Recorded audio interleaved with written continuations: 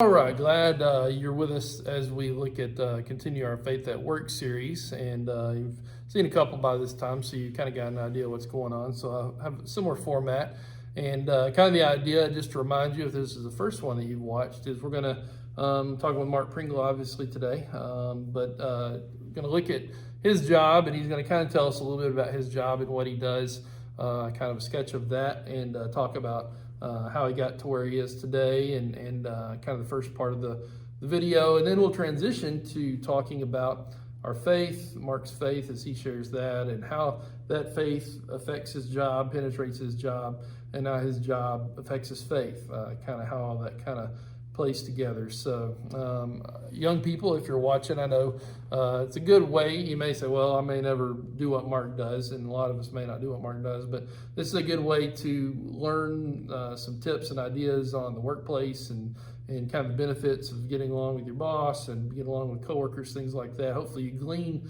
some of those lessons as we go through the series, and you're able to put those into practice as you go. I know a number of people too that are kind of middle age, I'll say, commented last time very positively about the first one that I'd shown, Tracy Williams, the first one, and said they really enjoyed seeing and hearing some of those stories. So hopefully you'll glean kind of the ideas that, a lot of times we talk about Bible verses and application, which all that stuff is really good.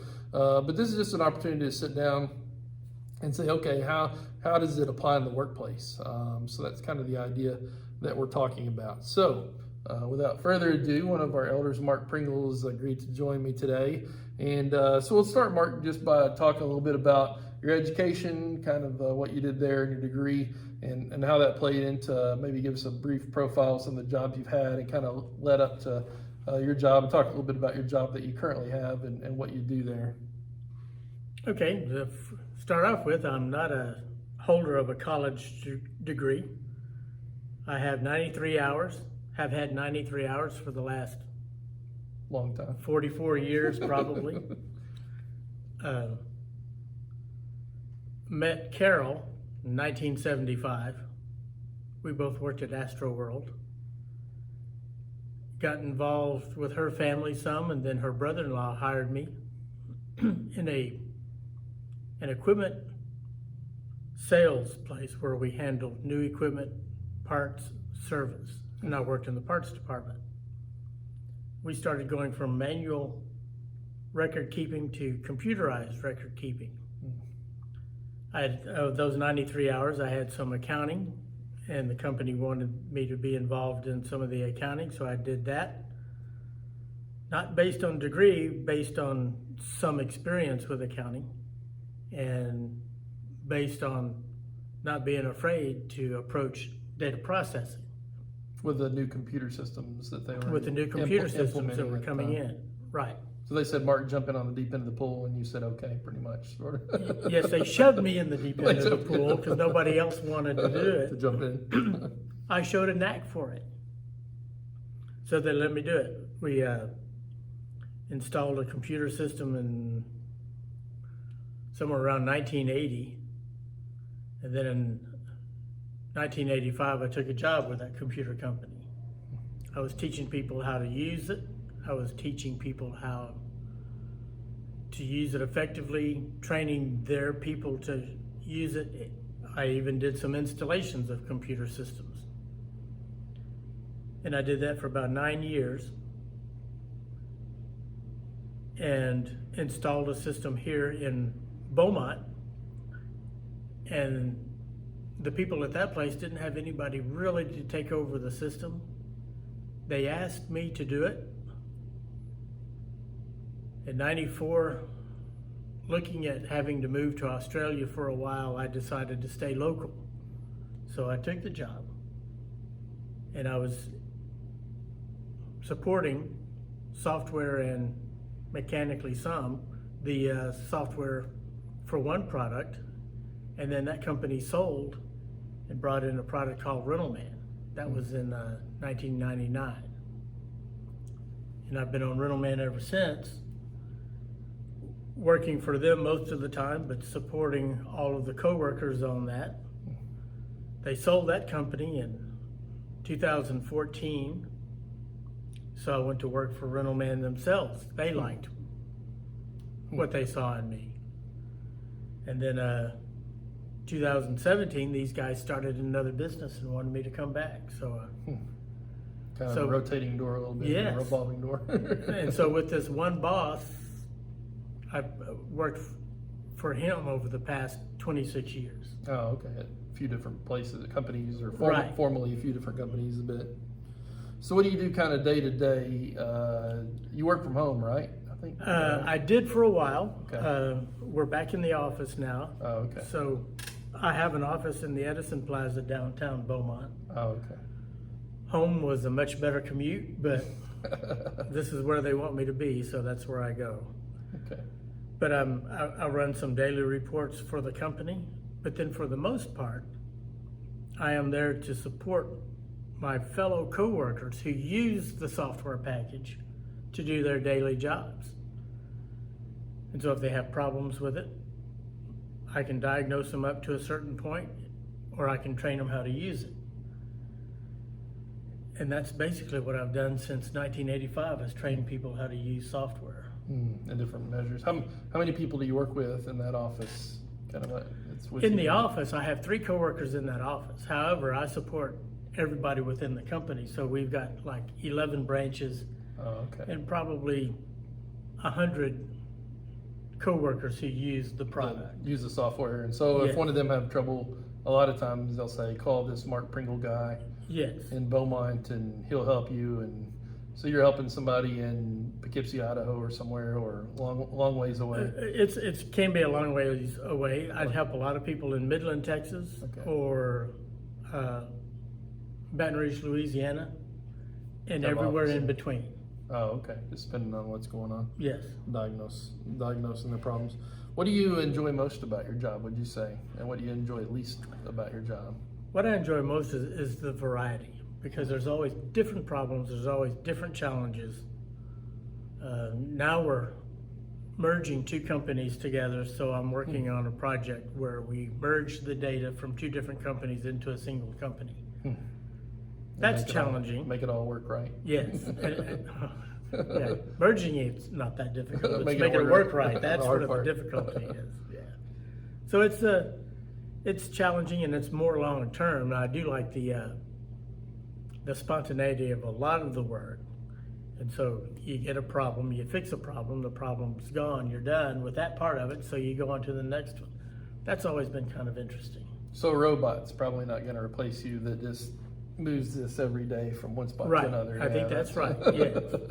You have, I know too, well, when I interviewed Tracy, he mentioned that a little bit. Being a salesman, you never know what you're going to see, so it kind of keeps you on your toes and adds a little bit of flavor to your day, maybe, as opposed to the same transaction over and over every day. As long as the software remains current, I think I have a job.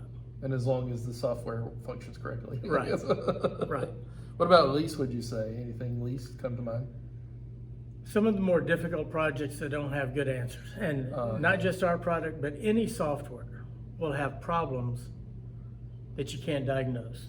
And if you can't find the problem, you can't fix the problem. You can't even figure out what the question is sometimes. Right. Almost, to right. Find an answer. You see a symptom, but you can't see a pattern of behavior or activity that leads to the symptom. And so finding that is sometimes frustrating if you can't find even the question to answer. What about your relationship with your boss? How does that influence? I know, if you work for the same boss or the same owner, or I guess the same owner. Maybe different bosses. He and I have different levels of interaction, and we have hardly any interaction now as far as an owner.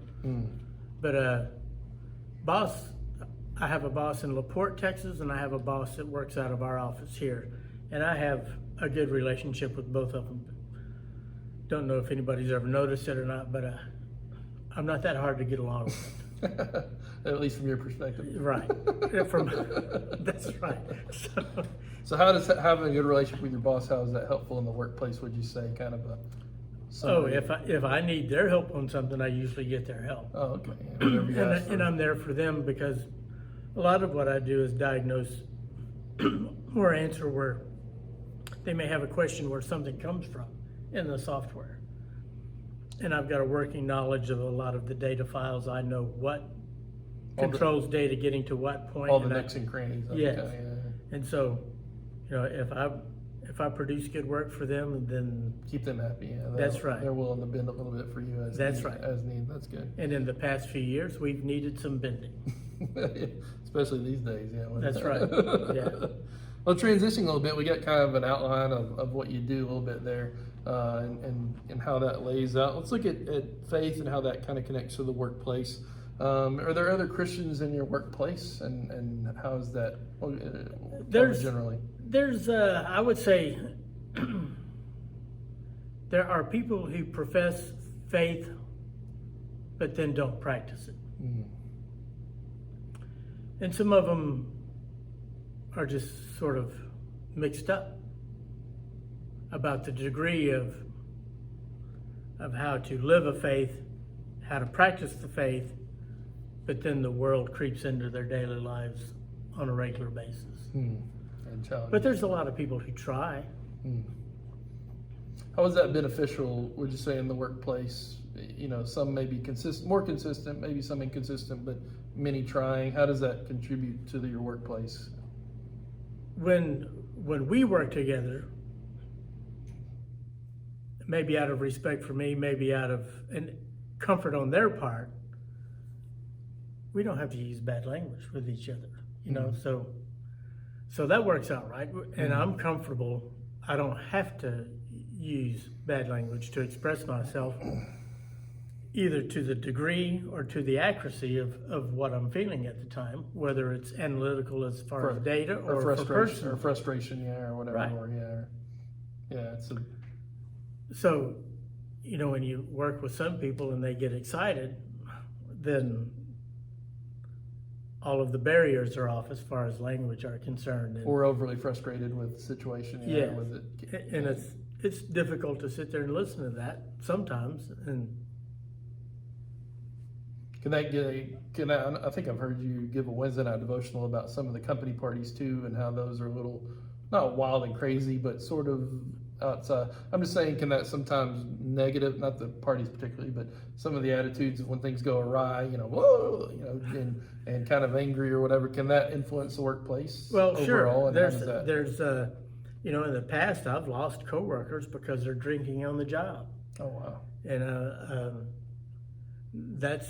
it's always a surprise. I hate to hear that, but it happens. Mm. But with people of even a certain amount of faith, drinking on the job isn't going to be that much of a temptation.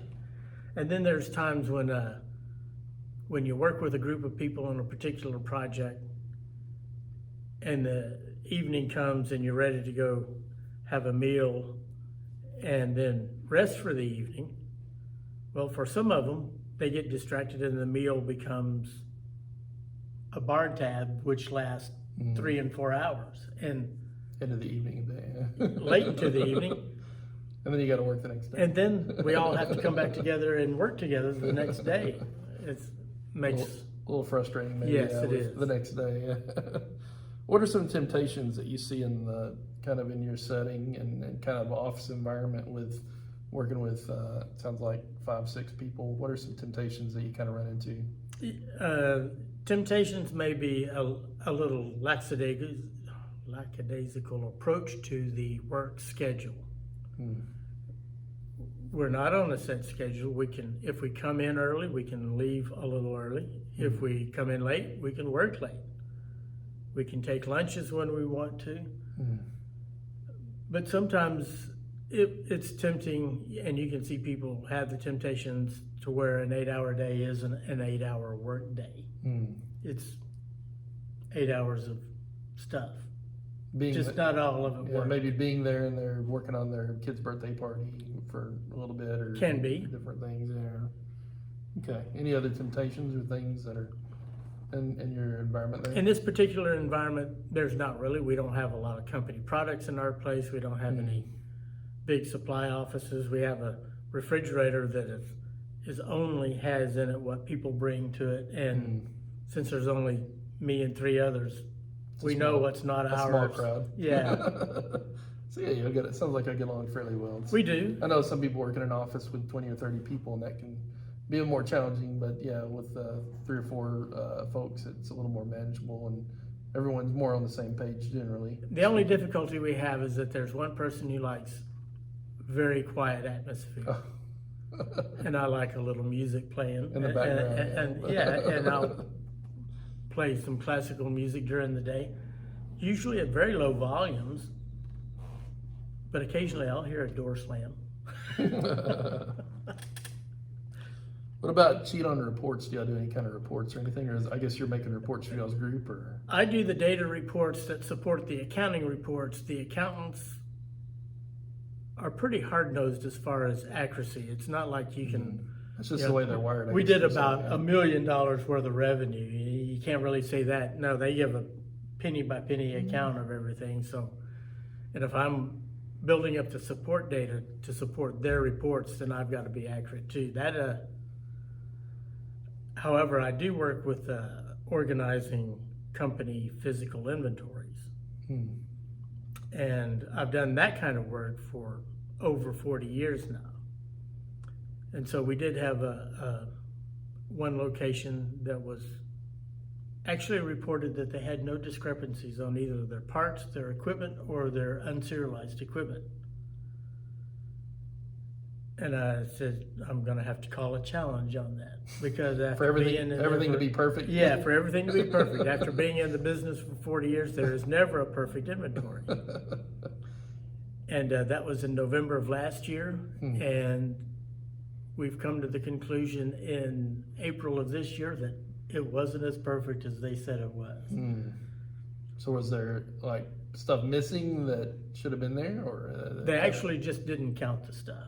Oh, they just kind of because it's tedious, and sometimes it's difficult, and it's not any thought fun to go out and count parts in a warehouse or something. I thought you were implying like there was supposed to be 3 cranes there, and there's only 1 crane, so they sold 2 cranes as the individuals and made out with the money or something. Well, we deal in a pretty large product. It's called a tank, but it's a square box that's usually 30 feet long. Kind of like we see on the back of trucks traveling down the highway sometimes. Yes, and you'll see some of those. Yeah. And they're at various locations. Customer side, our side are in between. And they say, oh yeah, we counted them all. And then months later, they're missing. So you don't know where they went. So and I can understand the temptation to fudge on that, because it's not a fun job. It's not an easy job. It's to stand out in the rain or stand out in the sun, and it takes a lot of work. And these are remote locations. We didn't have any management staff on site, so you're tempted. But it's what accountability is about too, I guess. Yes. At the same time. Well, and then you can fool some of the people all of the time, but you can't fool all of the people all of the time. I've heard that one, yeah. Well, kind of a summary question at the end. I like to ask this just from my work environment, especially for the younger people that may be watching.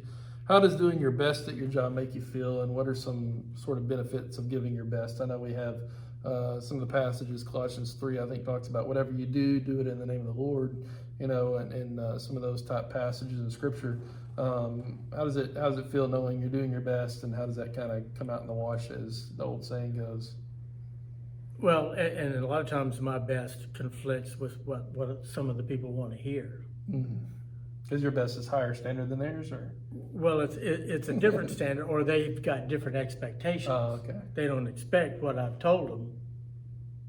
But if you stick with the truth, I guess you have experience too. You can read it better than they can, perhaps. Yeah. Right. And if you never fudge on reports or anything, then when it finally comes out that, wow, he's right after all. So you're justified in some of the things you do, and then when you've given a good report and you've done it like that, you don't have to worry about going back and covering it up later on. That's good.